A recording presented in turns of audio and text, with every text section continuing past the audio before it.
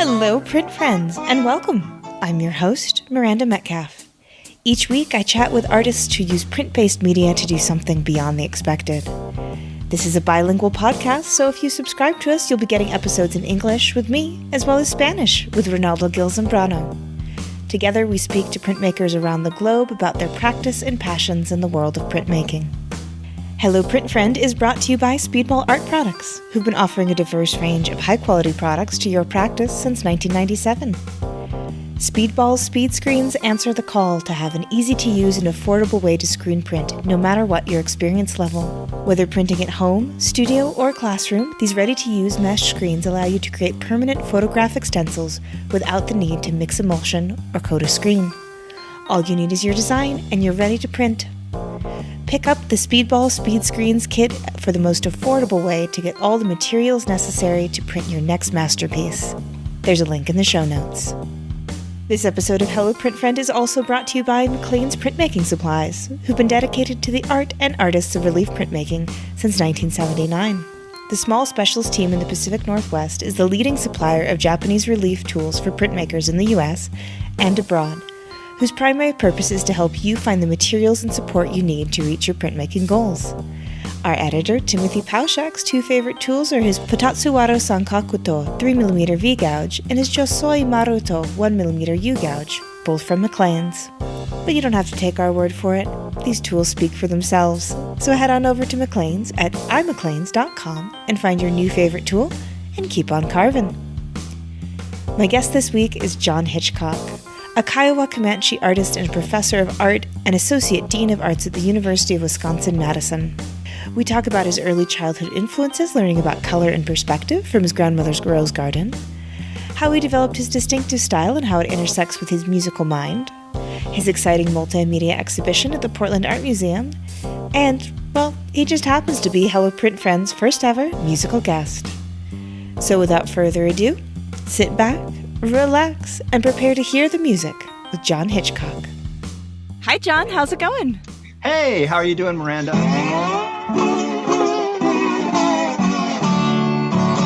Good. It's going well. Feeling good. Welcome, welcome, welcome. You and your guitar. I love it.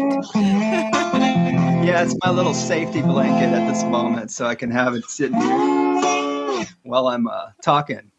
This is a Hello Print Friend first, and I am so here for it. So here for it. So, Yay! So John, as I mentioned when I reached out, you're someone that I've wanted to talk to almost from day one. And it's funny. I remember when I was sitting down, I was making the wish list with Tim, and it was like, who should we talk to? And it was like John Hitchcock. And I said, I need to get better at doing this before I talk to John. Aww. Because I just really admire your work so much, and I just really was like, I want to make sure I don't want John to be a guinea pig. Oh, that's okay. I'm good, But, yeah. Thank you. Yeah, Thank you very much. I appreciate it. Yeah. So when we were doing this round, I was like, yes. Okay, we've got our equipment, we've got our everything kind of streamlined. It's time to talk to John. So I've known your work for a while, but in case anyone out there hasn't had the pleasure, would you please introduce yourself, let people know who you are, where you are, and what you do? All right. So I am a musician. I'm an artist, professor, printmaker, and I've been playing music since I was 15 years old and still playing it to this day. And I've been teaching printmaking at the University of Wisconsin-Madison for the past 21 years. And I primarily do screen printing, and I work with the multiple in relationship to music, video, live performance, and installation work. Very cool. And I think we're definitely going to dive into all of those different elements a bit later on. But let's get a little more background on you. And can you tell us where you grew up and what role art played in that part of your life? So I grew up on Comanche tribal lands in Lawton, Fort Sill, Oklahoma. And it's in a very unique space. It's the area that I grew up off of Highway 49 next to the Wichita Mountains and Fort Sill-Lawton. And Fort Sill is one of the largest field artillery training bases in the United States. Oh, wow. And so growing up and witnessing the military kind of state of the space and place. And my grandfather worked at Fort Sill. He worked on tanks and helicopters. My father ended up at Fort Sill in the military during the Korean War. So I grew up with the notion of this in my, face all the time, Fort Sill and its relationship to the community. And Wichita Mountains is a wildlife refuge that has deer, elk, prairie dogs, and it's just an amazing space that I would go to as a kid and go there to witness nature and climb Mount Scott, which is an important mountain there to the Kiowa and Comanche people and all the indigenous people in that region. And so it was a really, I still go back all the time. My family lives there and I've got cousins and relatives. And so it's an amazing space, definitely. Yeah. Yeah. And then, so for art, like, were you a kid who was drawing all the time? Did you have artists in the family? What was your relationship to the arts as a young kid?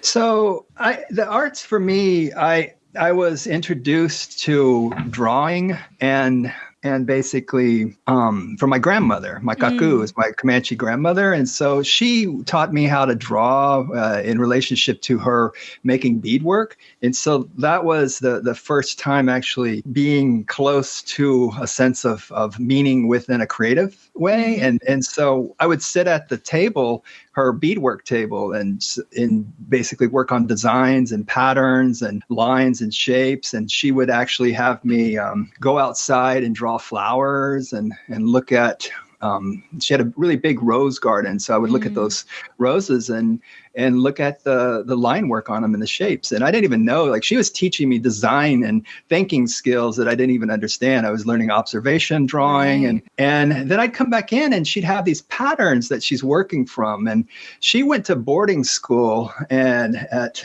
Riverside Indian School. And at that school, she met other tribal people from all over the United States. And she learned different beadwork techniques and drawing techniques. And I didn't realize that, but as a kid, she was kind of introducing me to that. So she would have me look at the beadwork she made, and I would replicate those, again, observation drawing. And then on the other end of it, she'd say, all right, I want you to design your own pattern, create whatever you want. Wow. And so those skills of thinking and using line and shape and color was extremely important.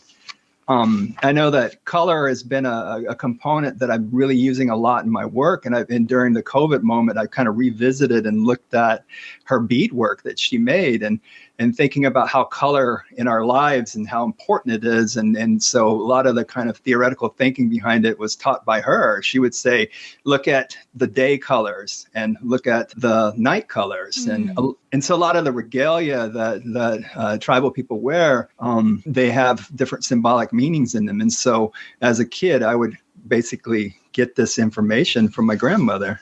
Yeah. I mean, it sounds like you grew up with someone teaching you a master class in visual literacy, looking at perspective and looking at colors. I mean, all of this is what a beautiful thing to be exposed to as a young person and as a young creative person. Yeah. And so also in school, in high school, I took art classes in middle school and high school from my aunt, who was Juanita Pataponi, and she was teaching us about the different artists that were indigenous artists that I never knew about. I'd see some of them in the community. Woodgie Watchetaker was one of them, Tim Sawpity, but she brought in Comanche visiting artists, Cynthia Clay, and one to speak with us, and Wakia Bradley, which is Cynthia's mother. And it was amazing because I was hearing, firsthand some of the things my grandmother would talk about right from these other elders that were speaking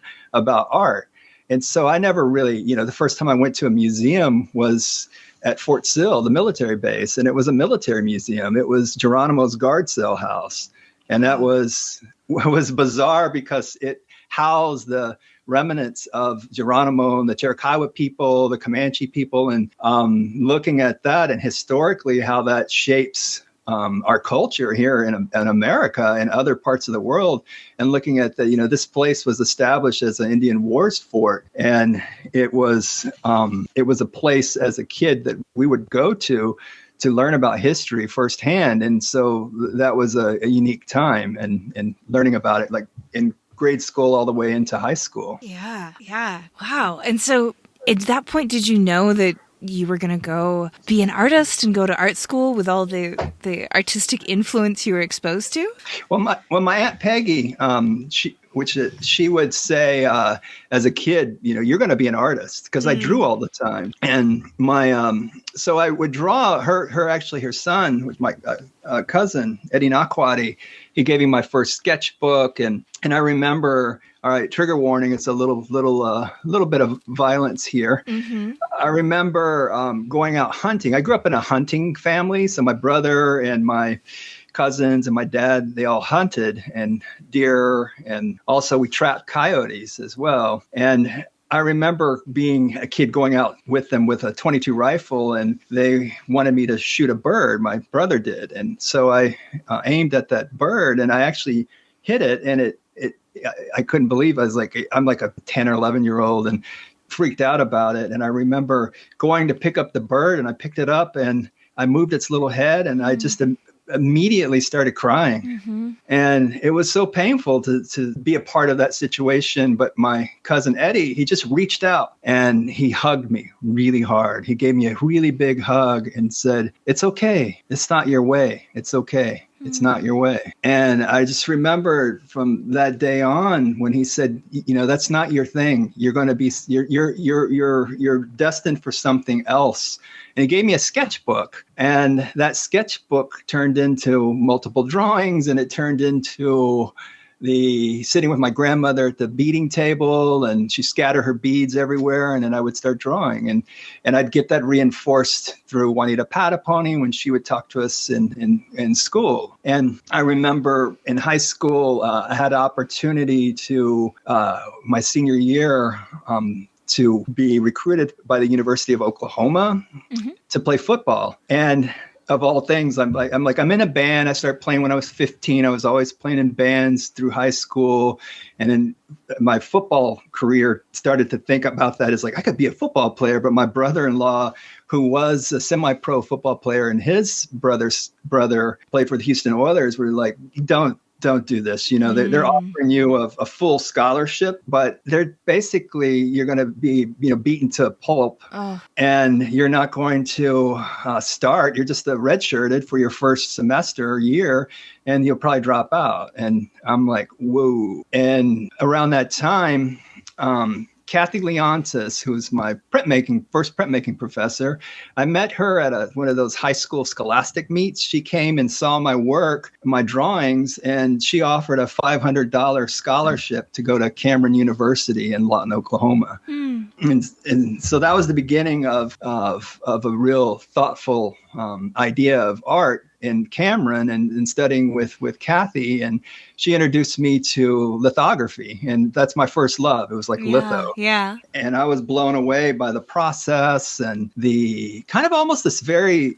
ritualistic, spiritual approach. And I mean, stones was everything. I love stones. And so the idea of grinding a stone and the patience and time that it takes to go into working on it. And Kathy was an incredible lithographer, and she studied at Texas Tech in Lubbock with Linwood Krennick and Terry Morrows there. Yeah.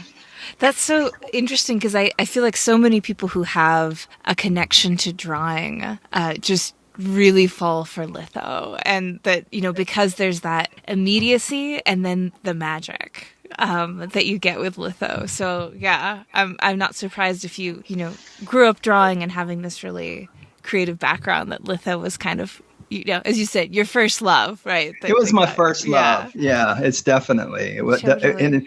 And I'm glad that, if I would have basically went on the route of some sports career, which I was not that great at anyway, but that would have been no deal. But growing up on a farm, it's very versatile. You're doing, it was a home kind of farm, not a major producing one, but just a family kind of farm. Yeah. Well, and having that experience with your cousin too, of it's just such a beautiful story, and I think one that I wish more young men were exposed to, because I think its story easily could have gone, and I've heard versions of it quite often that go along the lines of like, and then they told me I had to man up, and then I got the messaging that like it wasn't okay to have the feelings, and that was just so beautiful that you had people in your family who could just see you for you and say like, okay, like this isn't going to be John's thing, and that's fine. And I wonder if like that also kind of set you up for being able to be like, oh, I don't have to follow this archetypal like football player, kind of like journey either. I can still go my own direction because it's okay just to be who I am. Yeah, it's the first time I actually told that story too. I was thinking about when talking up to you of like I've never ever told that story before, and just to a few close friends. But it's always important to me to think about how my family, some of my family members that were really close, how they did, really help guide me that I didn't even realize until looking back. I mean, my grandfather, he gave me a cow when I was probably in middle school, or maybe actually the end of grade school and going into middle school. And so that cow, by the time I was a senior, that cow turned into multiple cows. And so we sold, multiples began. So I sold those, and that paid for my my college at Cameron. Wow. Through cattle. Oh my gosh. Yeah. That's such a farm kid story. Isn't that crazy? That's so great. But what made me think of my cousin Eddie is my Aunt Peggy. She's the one who always said, and my Aunt Mary, both of them, they're like, you're going to be an artist. You're the artist. You're going to go to college for this, and you will succeed at it. And so hearing that voice from them, as a young kid, like very little, it was always in my head. So I never ever thought about being any of these other things that society pushes upon you, and sort of how we're in a place where these decisions are kind of made by parents, and my parents and grandparents were very open to thinking about different ways of approaching life. Yeah. And so then you got exposed to printmaking, and you fell for litho. But as you said sort of at the top of the interview, you're really, I think, known as a screen printer. You use a ton of that in your current practice. So I'd love just to kind of hear the story of maybe just the development of your style, because you do have such a strong, like totally like solidly formed aesthetic in what you do. And I always, one of the things I hear from younger artists is that they're just like, how do I do that? How do I find my voice? And so if you could kind of tell us that story. Thank you. Thank you for those words. I guess grad school. And so when I went to grad school, how I got into screen printing is I really wanted to do screen printing in undergrad, but there was no capability because I played in bands, and that was the thing to have posters. And actually the first posters I made, like rock and roll for our metal band posters, were lithographs, which are not, that's used in the industry, but I was learning fine art printmaking. And so when I went to Dallas, Texas, was approaching being in these bands, I almost quit undergrad. My last semester, my cousins and my family, they're like, you don't do this. My band I was playing with moved there. And so I wanted to really pursue this music career. And I ended up moving there eventually and being in a band in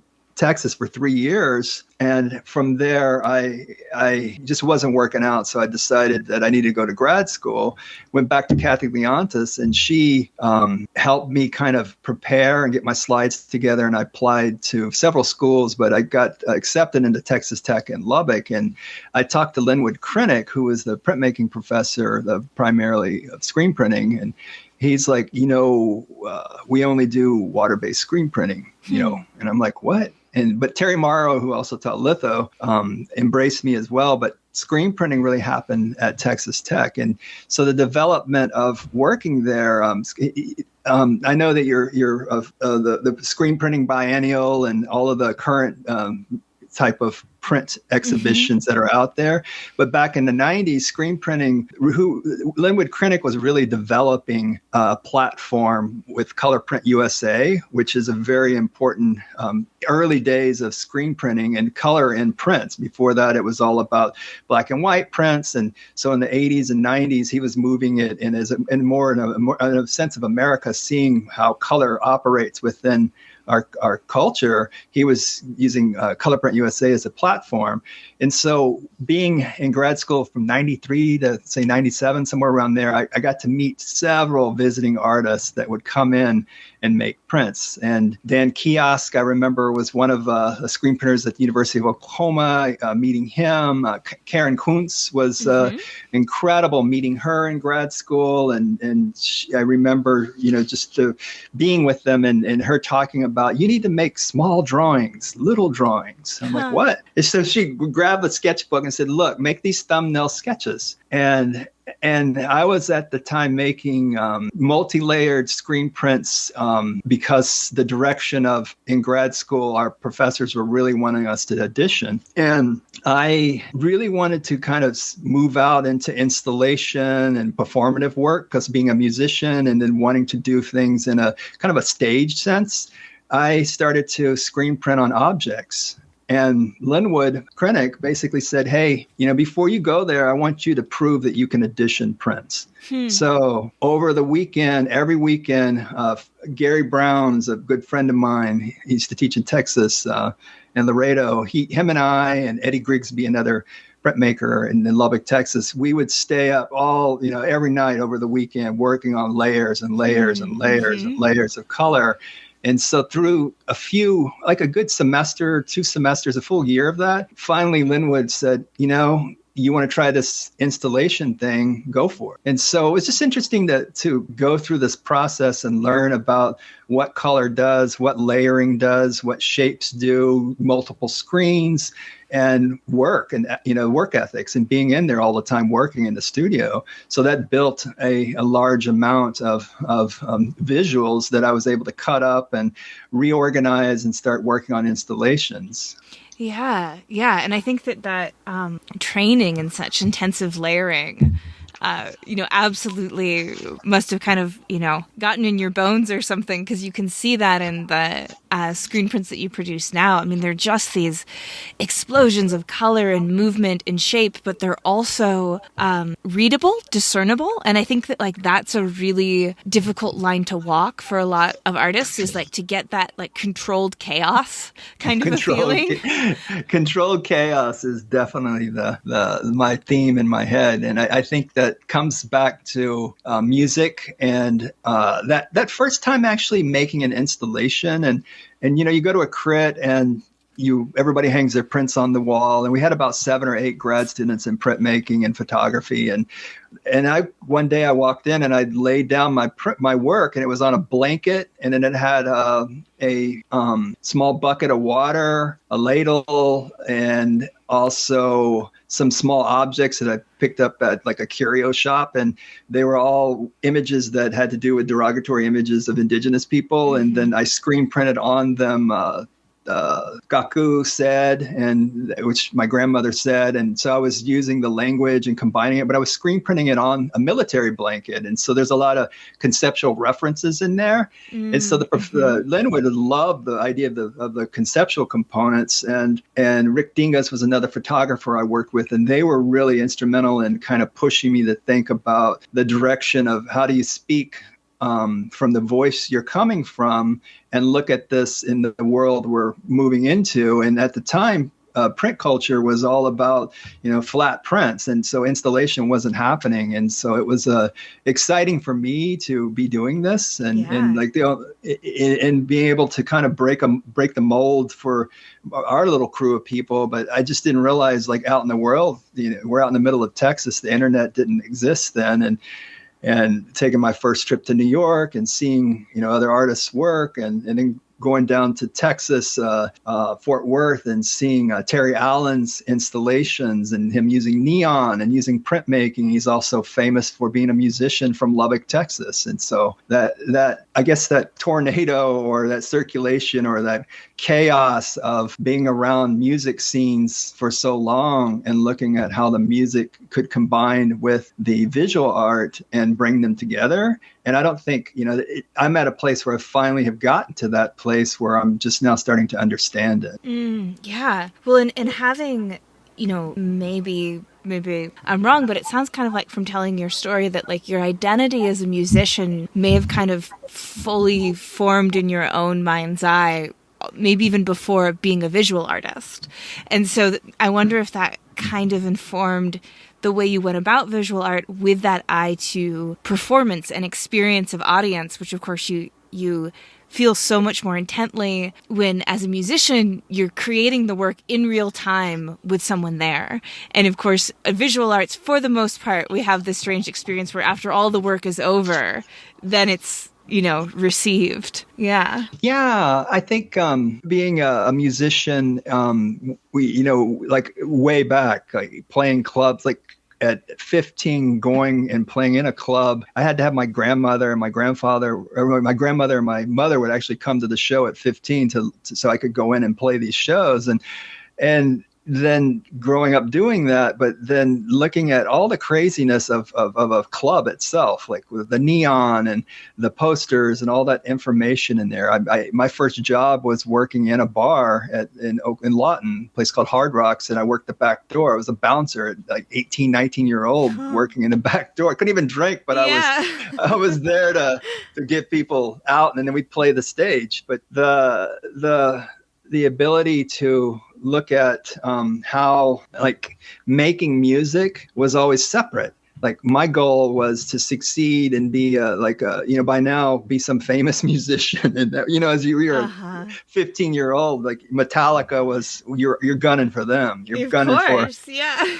And so at one point when we were opening up for a band called Pantera, which was become a major band, and I don't know. And so Dimebag Darrell, I knew him well back in the 80s because we would open up for them, and we'd end up at their hotel room at night playing music till morning, like just playing guitar and riffs.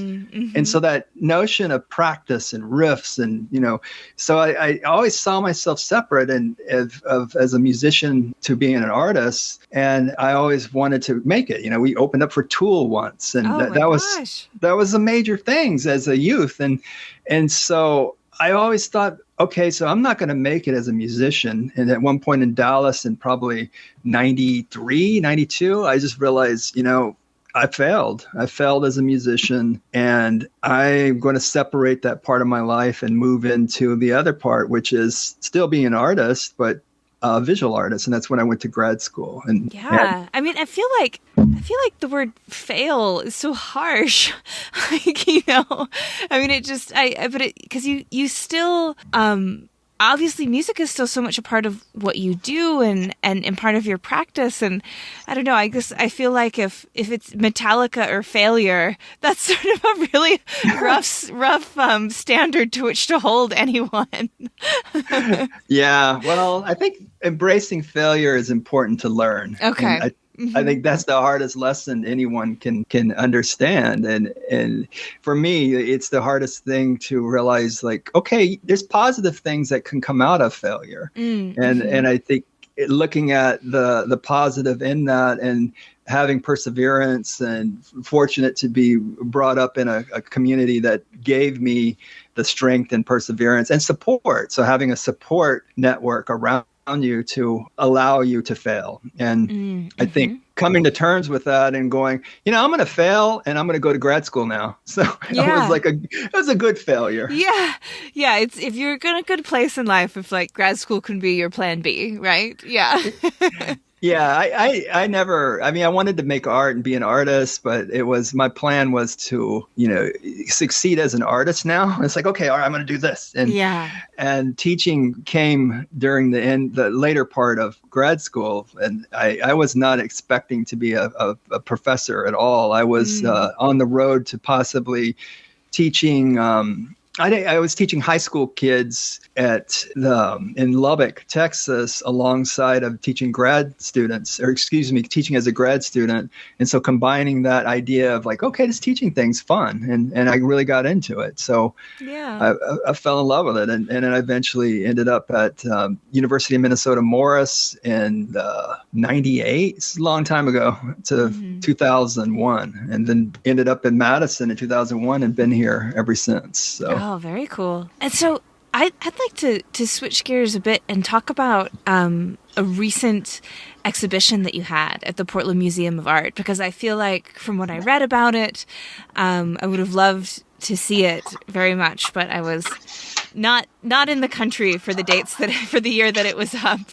But yeah, because I feel like it could be a neat way to kind of tie together in a really concrete or illustrative way the different parts of your practice that you're talking about. So it was called and I hope I say this right, it was Bury the Hatchet, Prayer for My Bobby. Ooh, good. Oh, good. Bobby.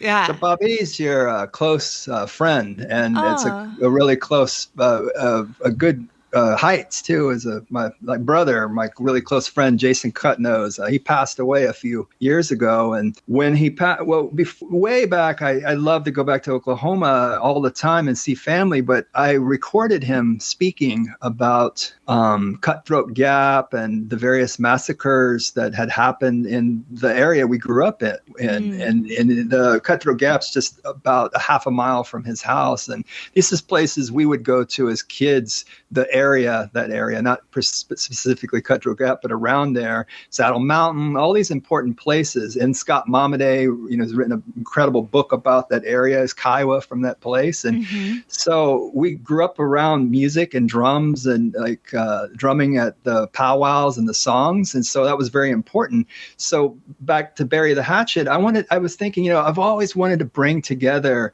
the spoken word, Jason's stories. My grandfather, I have recordings of him speaking about the Comanches at the turn of the century, in the 1800s, the 1900s. And he recorded this Thoheen, this 101-year-old man that he recorded his story on reel-to-reel. And so I interpreted that into a digital format. And so I have this awesome recording of Grandpa speaking. And so I've been using that as well and bringing it in with Jason, talking about the components of the area. And I've been finally at a mature place in a band that I love playing with, the Stolen Sea, Nate Meng and the Stolen Sea. So I came to them one day and said, hey, I got this idea. I really want to bring together my music and my visual art and create these stories. And they're like, oh, all right, this sounds awesome.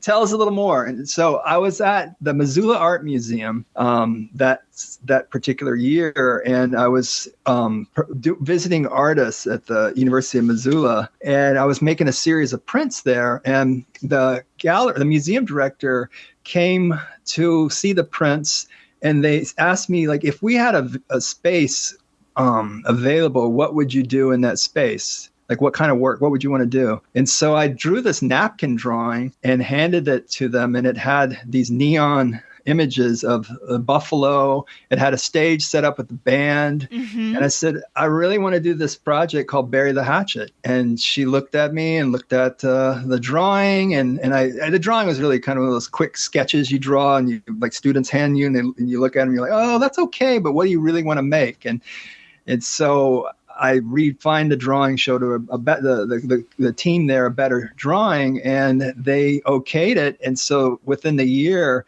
we had built the stage, made the prints, made an album, included an opera singer, Caitlin Mead from New York, and it was mind-boggling, and to me, to be able to finally bring together the visuals, the story, printmaking, and all of it together in one venue.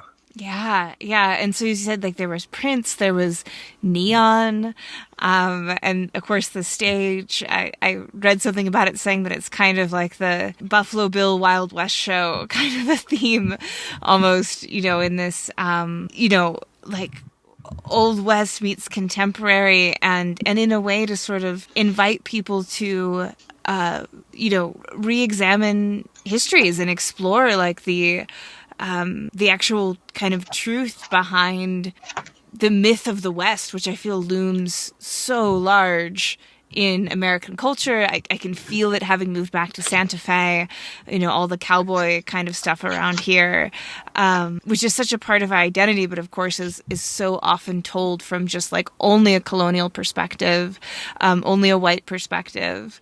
And so it seems like with what you were doing, it was like a retelling, but like almost like using the tools of the original story. I don't know. I didn't get to see it, but that's what it kind of seemed like. You're totally on it. Like the colonial kind of perspective that is part of genocide that we live in, that we're around, and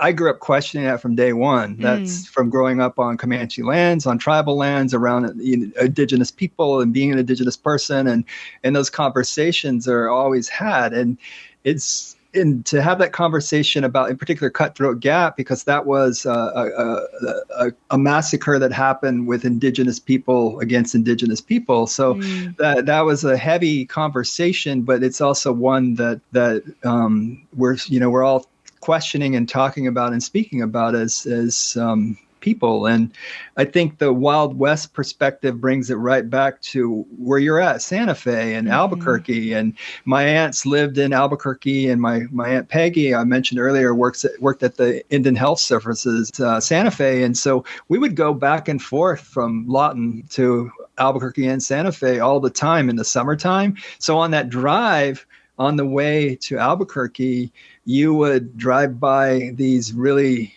derogatory visuals that were neon signs, which some of them still exist, that would have derogatory images of Native people as signage and on the highway. And so that was, as a kid seeing it, I always thought this would be really amazing to ask questions about it, but to articulate that through a visual experience in artwork. And I think that's over time, like I finally have come to a place where I'm able to address this with a group of other creative people, the musicians, and working with awesome museum people and gallery people. And that show traveled and went to the Portland Art Museum, and so it traveled to a few other venues. And so just building that body of work, that took to me a lifetime of thinking and making, and finally it's coming together to where I finally made something. I'm like, oh, wow, hey, I finally did the thing I wanted to do, but I couldn't do in grad school. And that was over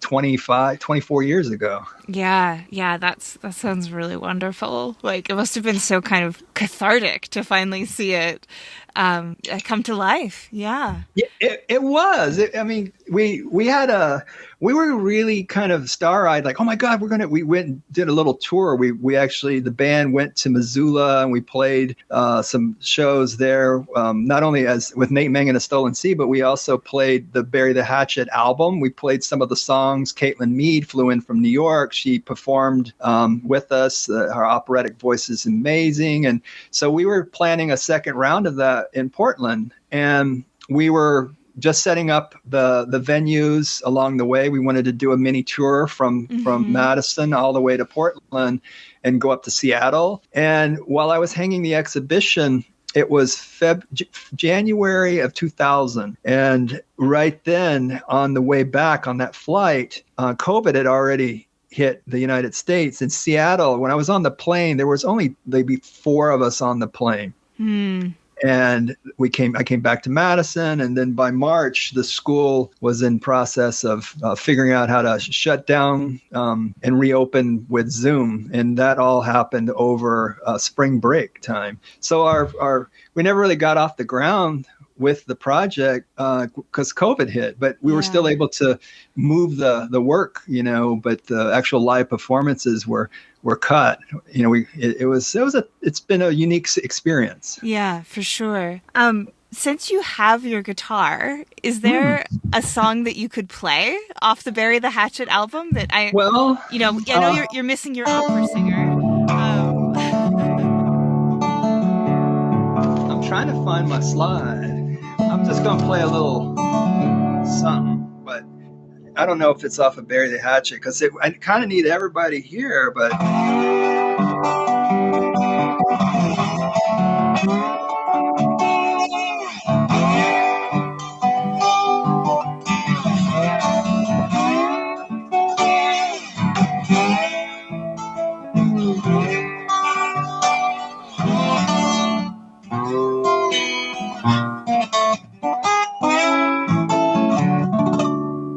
There you go. It was a little something. Lovely. That was lovely. I'm going to ask all my guests to bring musical instruments on now. Yeah. That'd be awesome. You play? I don't. No. I got to take viola lessons and piano lessons as a kid, but I never had the dedication to make anything of it. So, yeah. I don't read music either. I just play. I've never read. I have no idea about notes and such. I've just been playing with people for so long. But to me, music and that color question, I was thinking about that you asked earlier about we find our voice, eventually. And I think that's the big question as an artist, as we're working in life and looking at how we're going to interpret our lives. But color has always been a foundation in mine from way back. I even did a whole series of work without color that was more neutrals and black and white and silvers. But to me, color and color thinking is exactly like music and music thinking. You've got tones that you're working with that possibly tones and shapes and forms and repetition, and it's always there. And I think that's a part of it for me. Like if I'm going to be droning on something,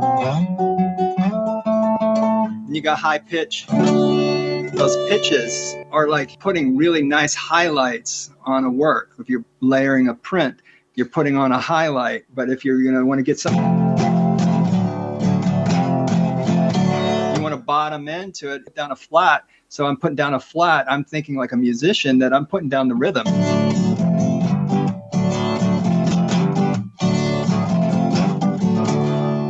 So that rhythm is the background, and that's the thing that holds everything together. And so thinking like a musician and looking at how if I'm on stage, I've got 4 or 3 other people with me, we're all working in unison to play together.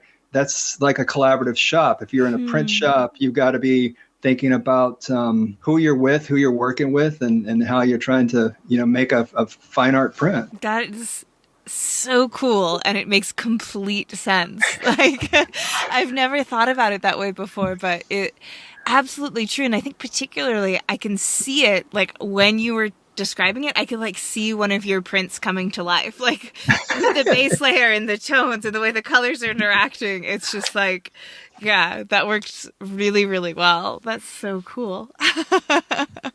Go ahead, sorry. I was gonna say, do you explain it that way to your students at all? Because I'm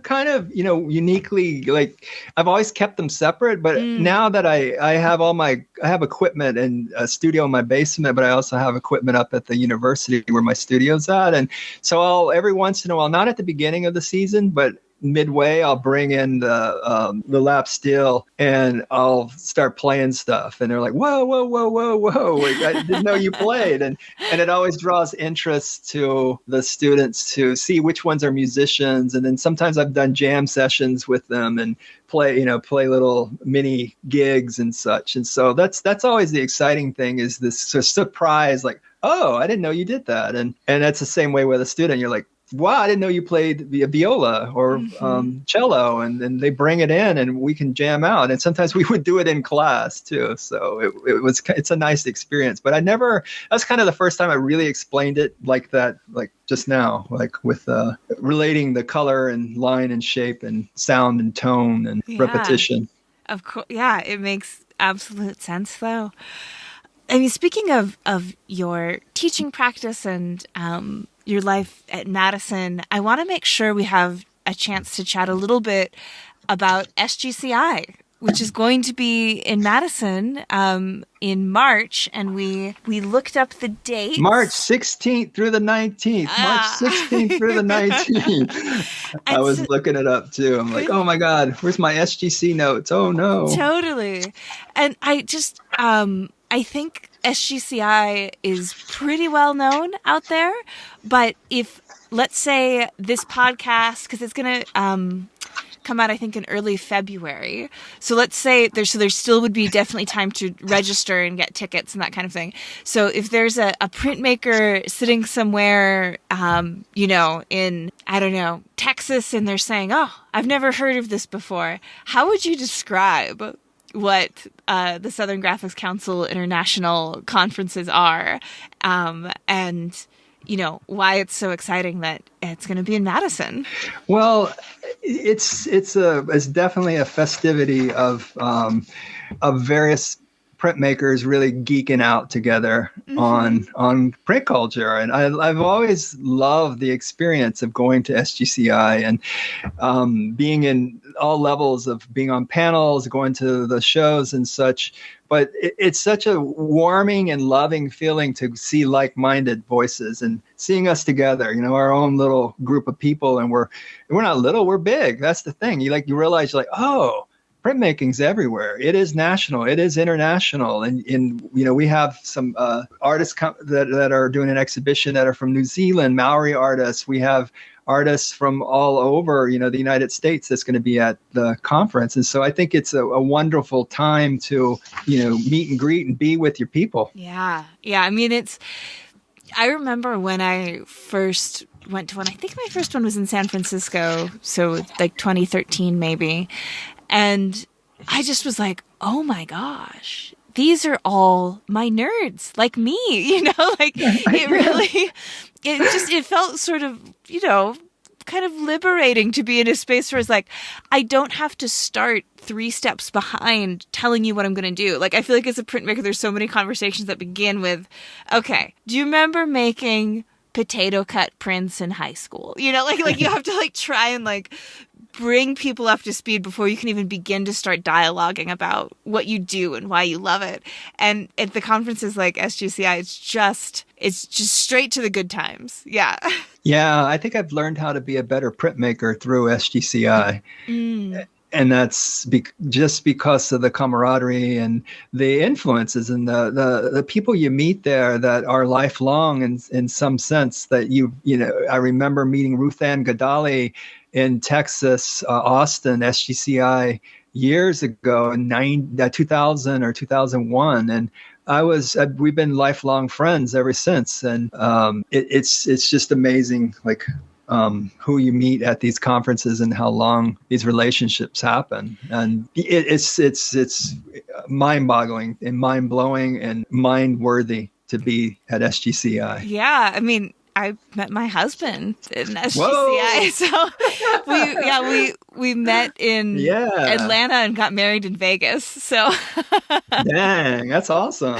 So who knows what could happen, all you lonely hearts printmakers out there. That's right. You gotta you never know. Yeah. You never know. And so it's a conference that lasts 3 kind of 4 days, and there's lectures and there's demonstrations and there's social events and there's exhibitions, and it's just completely immersive printmaking. So definitely look it up. And it's hosted by your university this year. Yeah, it's at the University of Wisconsin-Madison. Faisal Abdulwala, who's the president of SGCI, is a professor here and also associate dean, and Emily Arthur who's a professor in printmaking and chair of the printmaking area, and Adriana Barrios, who works at the School of Human Ecology Design Studies program, and I are the steering committee. And so we're super excited. And I think one of the shows to not, the not miss exhibitions is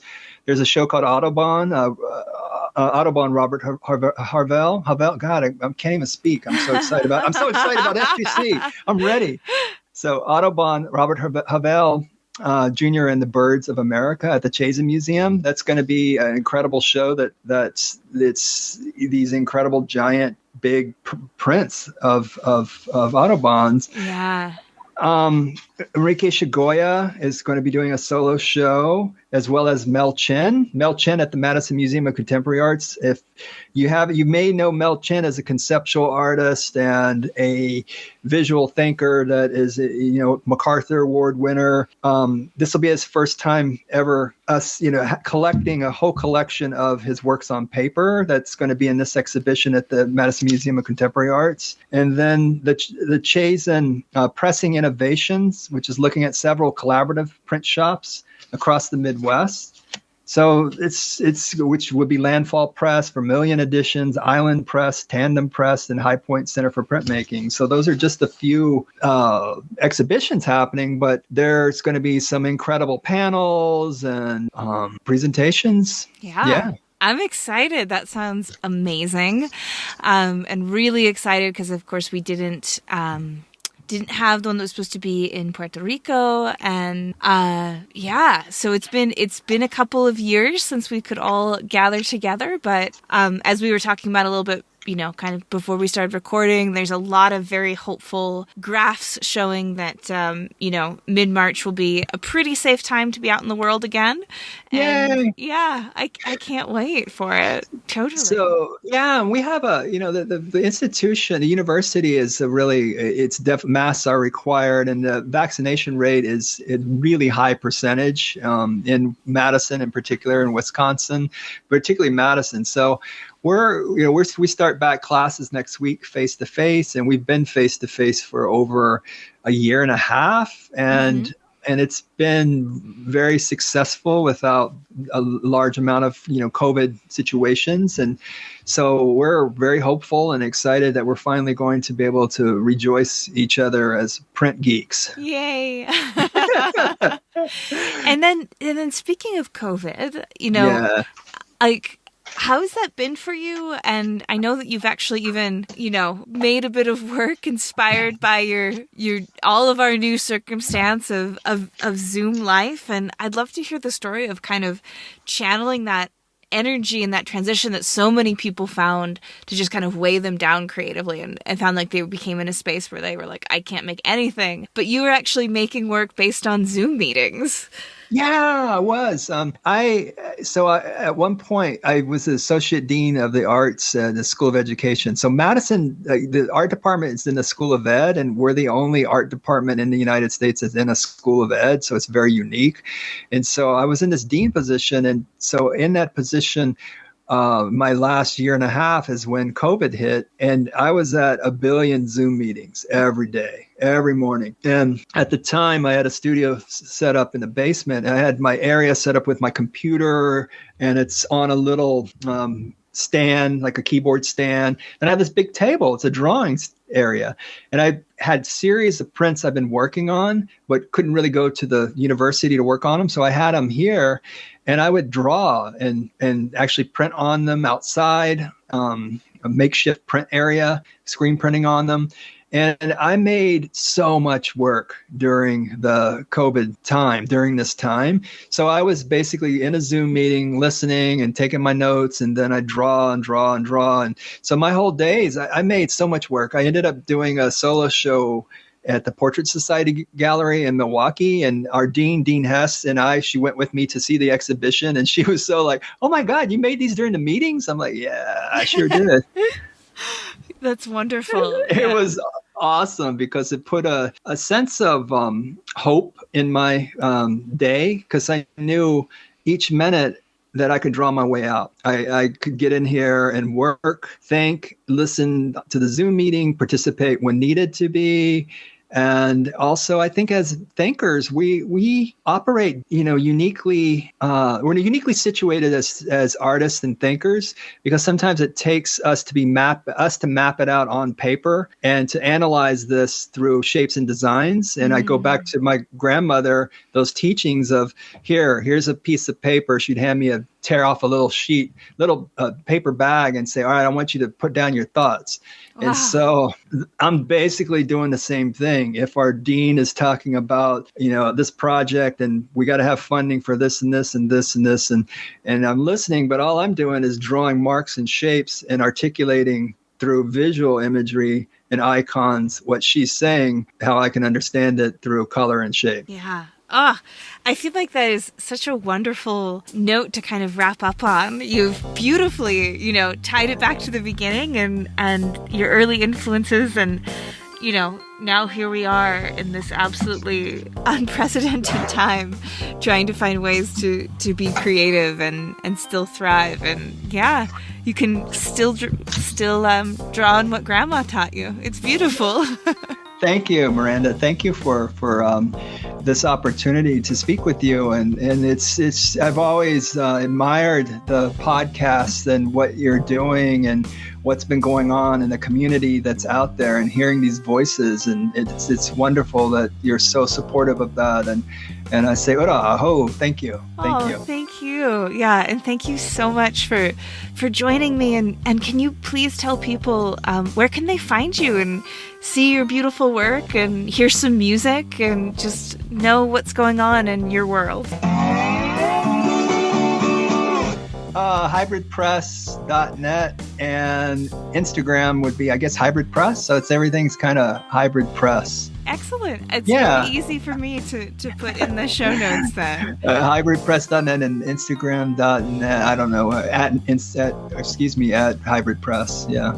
Wonderful. Well, thank you so much, again, John. And thank you for being my first musical guest. Amazing treat.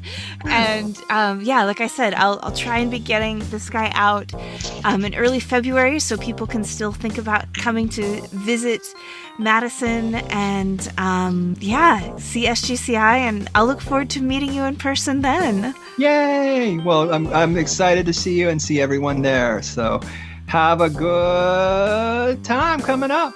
Thank you. Thank you, John. I will talk to you soon. All right. Bye. If you like today's episode, we have a Patreon where you can help us keep the lights on and get bonus content, like Shop Talk Shorts with our editor Timothy Pauschak, who digs deep on materials, processes, and techniques with our guests.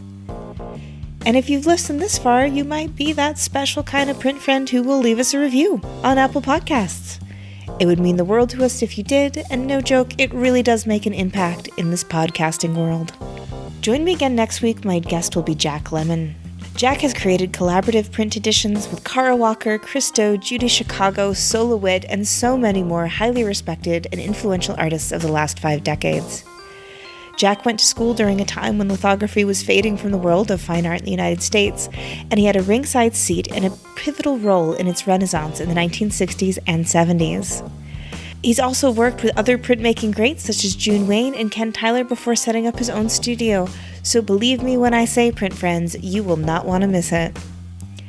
This episode, like all episodes, was written and produced by me, Miranda Metcalf, with editing by Timothy Pauschak and music by Joshua Weber. I'll see you next week.